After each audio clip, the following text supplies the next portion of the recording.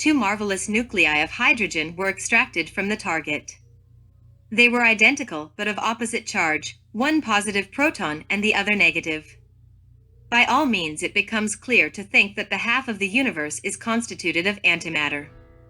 If the modern wise men could find antiparticles in the laboratories, it is because they also exist in the profound depth of this great nature.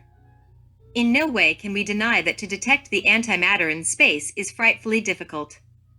The light of the antistars, even when apparently identical to the light of the stars, and even when photographs are registering them in the same way, have to have a difference which is unknown to the wise men. The concept which states that there is no place for antimatter in our solar system is still arguable. The transformation of mass into energy is something very interesting. That the half of it escapes in the form of neutrinos is evidently normal, that a third of it becomes transformed into gamma rays, and that a sixth part is transformed into sound and luminous waves should not surprise us in any way, since it is natural. When we think in cosmogenesis, the same questions always emerge. What did exist before the dawn of our solar system? The Rig Veda answers. Nor ought not existed, yon bright sky. Was not, nor heaven's broad roof outstretched above. What covered all? What sheltered? What concealed? Was it the water's fathomless abyss? There was not death, yet there was not a mortal. There was no confine betwixt day and night. The only one breathed breathless by itself. Other than it there nothing since has been. Darkness there was, and all at first was veiled. In gloom profound an ocean without light.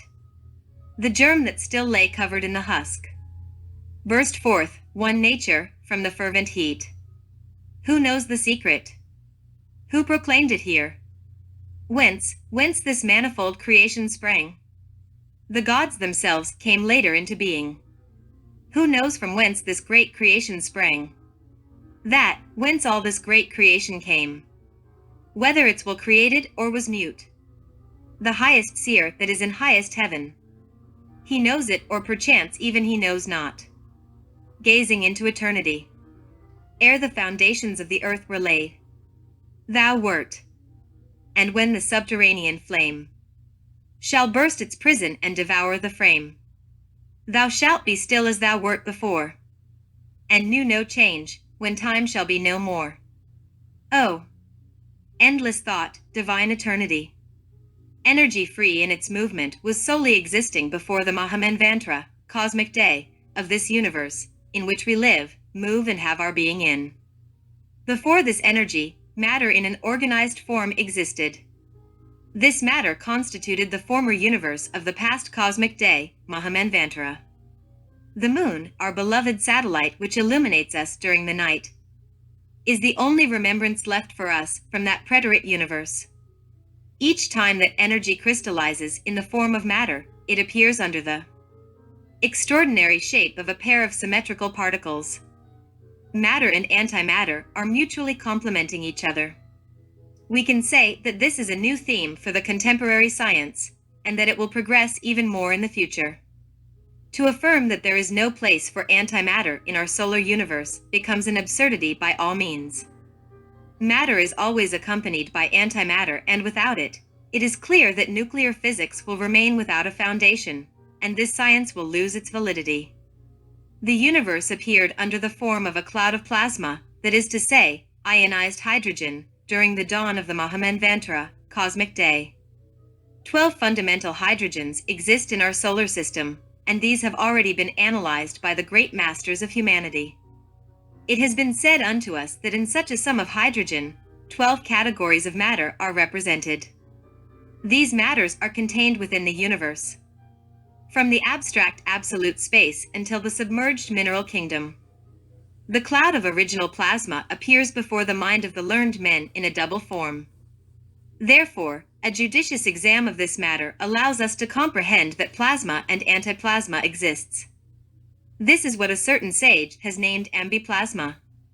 The scientists know very well through observation and experience that the intensive magnetic field, which is formed in the galaxies, originates the radical split of the particles in accordance with their electrical charge. The plasma and antiplasma are not only opposite, but moreover they are separated. Thus, matter and antimatter separately coexist, and they condense or crystallize into stars. The total destruction of matter is originated when matter and antimatter come in direct contact with each other. The living depth of matter is precisely the antimatter, but a neutral field exists between these two forms of life. Certainly, the three primary forces, positive, negative, and neutral, govern all of this universal mechanism. Matter and antimatter, stars and antistars coexist in the infinite space. The hydrogen and antihydrogen crystallize with the gravitational force, thus originating nuclear fission. Thus, beloved reader, this is how protons accumulate with other protons of their own kind in order to form all the elements of nature. Chapter 12. The Harpies. Aeneas, the epic Trojan paladin, was submitted to frightful new ordeals while navigating with his people towards the marvelous lands of the ancient Hesperia. Ancient traditions which are lost within the night of centuries tell us that while in open sea the dreadful forces of Neptune rose a terrible tempest, which, thanks to God, did not sink his ship. However, it did make Palinurus, who was the most skillful of his pilots, lose his bearings in mid-ocean. After passing 3 long days of darkness and 3 starless nights. Horrifying were the moments when the Trojans approached the shores of the terrifying Strophades Islands, which are in the great Ionian Sea, and which are inhabited by the Dantesque Harpies. They are disgusting witches with the head and neck of girls, who were beautiful maidens in the past but are now transformed into horrible furies, who pollute everything they touch with their foul contagion. It was a monstrous, abominable harpy army, which in aforetime was commanded by the execrable Cellino. They were provided with hooked claws for hands, and their faces were pale with a hunger that was never satisfied. The glorious hero with his people arrived at this land and entered the harbor without thinking in abject witches, either in horrifying witches' sabbaths. Hungry as they were, these strong descendants of Dardanus did not hesitate to sacrifice beautiful and reluctant cows, which were happily eating unguarded on the grass upon the land of no one. But suddenly, when they were feasting on this rich fare, the harpies were upon them screeching as ravens and swooping down from the mounts with a fearful clangor of their wings, reaching and tearing the food to pieces and polluting everything with their filthy mouths. This was a horrifying spectacle. All of that meat was infected, the odor polluted the air, and the banquet became filthy, repulsive, and sickening. The Trojans, escaping from these sinister ladies who were transformed into horrifying fowls, once again sheltered themselves in mysterious caves far back from the sunny beach. But to the disgrace of these illustrious warriors, when they were ready to eat after sacrificing new cattle, the noisy flock of damned witches came once again and polluted the food. Therefore, filled with great anger, these men armed themselves with their bows and javelins in order to exterminate this fearsome tribe of abominable harpies. But the harpies were having a filthy skin that felt no violence against the bronze, and their backs were invulnerable as steel. Terrible spell was the one, which Cellino burst out of her breast, while flying round about the glorious heads of the courageous Trojans, screeching, "Is it war you offer us now, sons of Laomedon, for the slaughter of our Bulossics and the felling of our oxen? Is it your plan to make war against the innocent harpies and drive us from the kingdom of our ancestors? Listen to what I have to say and fix it in your minds." These words were spoken by the Almighty Father of the gods to Phoebus Apollo, and Phoebus Apollo spoke to them to me, and now I, the greatest of the Furies, speak to them to you. You are calling upon the winds and trying to sail to Italy. To Italy you will go and you will be allowed to enter its harbors, but you will not be given a city, and you will not be allowed to build walls around it before a deadly famine has come upon you, and the guilt of our blood drives you to gnaw around the edges of your tables, to put them between your teeth and eat them. Surprised and consternated, the Trojans beseeched the holy gods to turn away this threat from them. They then abandoned that gloomy land and sailed into the sea again. Factually, to sacrifice the sacred cow is equivalent to invoking cruel harpies of pernicious presages. It becomes opportune to refer here to the symbolic cow of 5 legs, which is the terrific guardian of the Jinn lands. H.P. Blavatsky really saw a cow with 5 legs in India, which had a 5th leg growing out of her hump. It scratched its head with the extra hoof and killed flies with it, etc. Such an animal was guided by a young man who was a member of the sadhu section. If we read the 3 syllables of the word Kabbalah in the inverted way, then we read la bach. In Spanish, la vaca means the cow, which is the living symbol of the eternal mother space. The eternal feminine element of nature, the magna mater, from which the M and the Aquarian hieroglyphic emanates, is always mentioned in all theologies of the north, south, west and east of the world. She is the universal womb of the great abyss, the primitive Venus, the great Virgin Mother, who emerges from the waves of the sea with her son, Cupid Eros.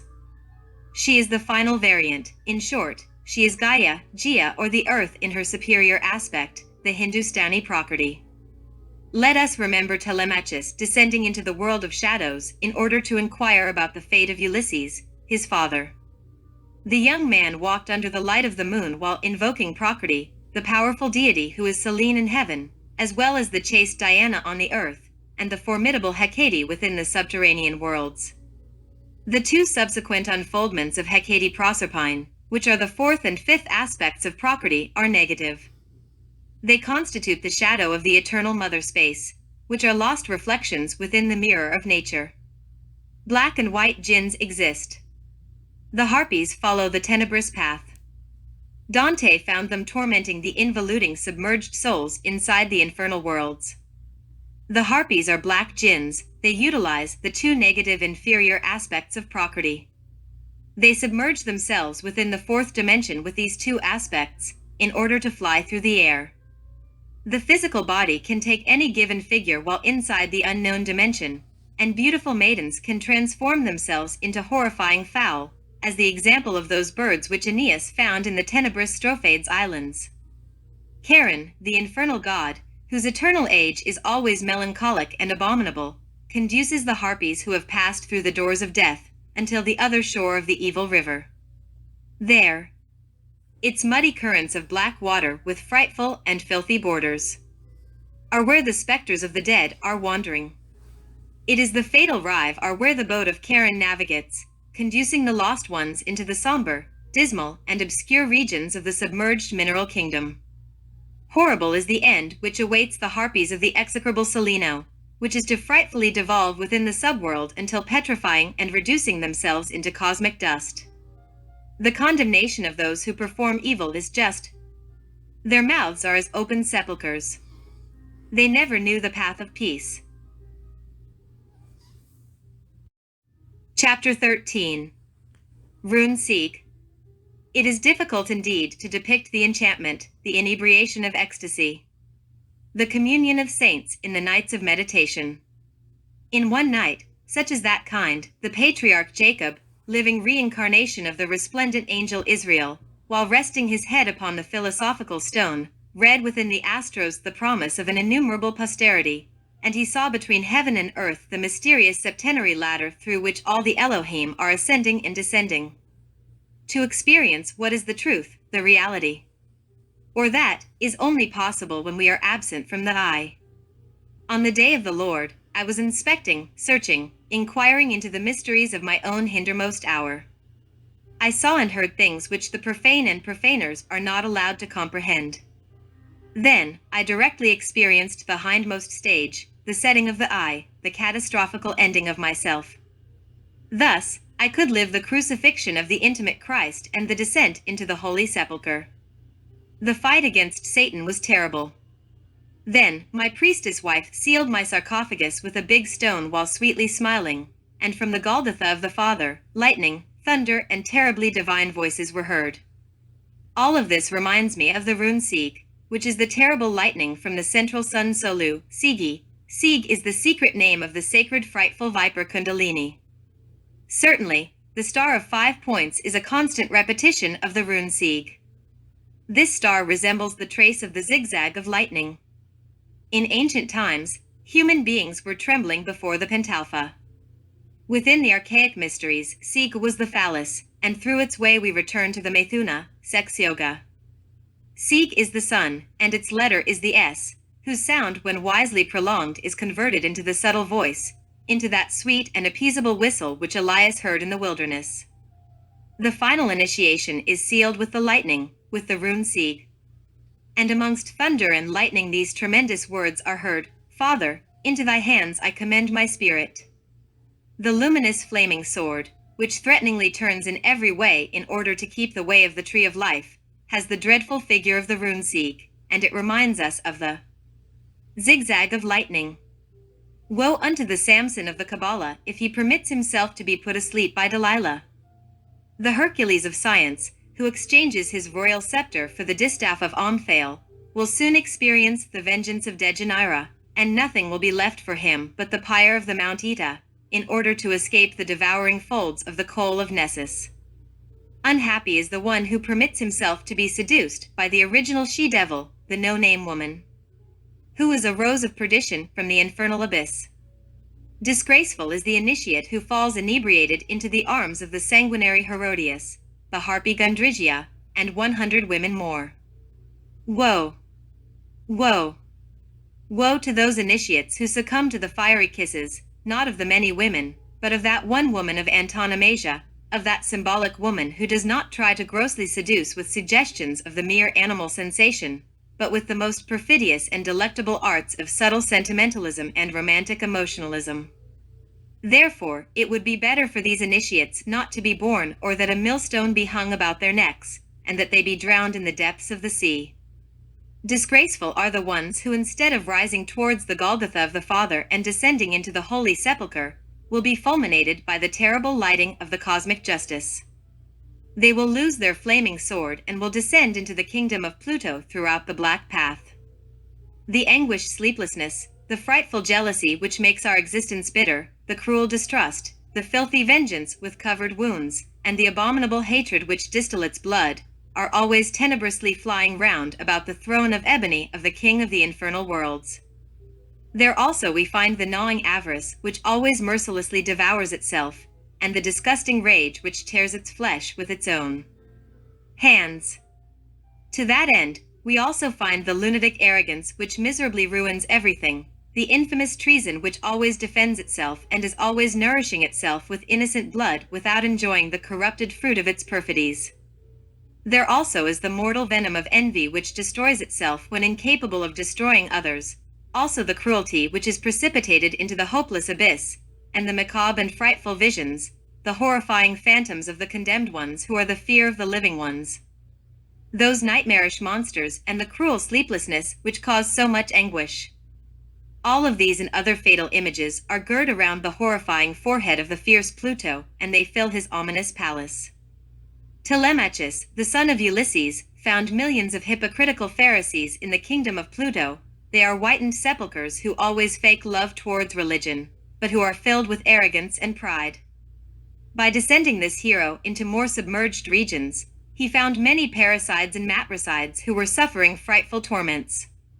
He also found many wives who bathed their hands with the blood of their husbands, also traitors who betrayed their country and who violated all of their oaths. Nevertheless, even when appearing incredible, these traitors were suffering less punishment than the hypocrites and simoniacs. Thus, this was the will of the three judges of the infernal worlds, since they say that these hypocrites and simoniacs are not content with being evil as the rest of the condemned ones, but moreover, they boast of themselves as being saints, and they mislead people with their false virtue. They place people far away from the path which leads towards the truth. The holy gods who have been impiously and hypocritically mocked by everybody in the world, and who have become negligible before all people, are now with all of their power avenging themselves from the insults which people have thus inflicted on them.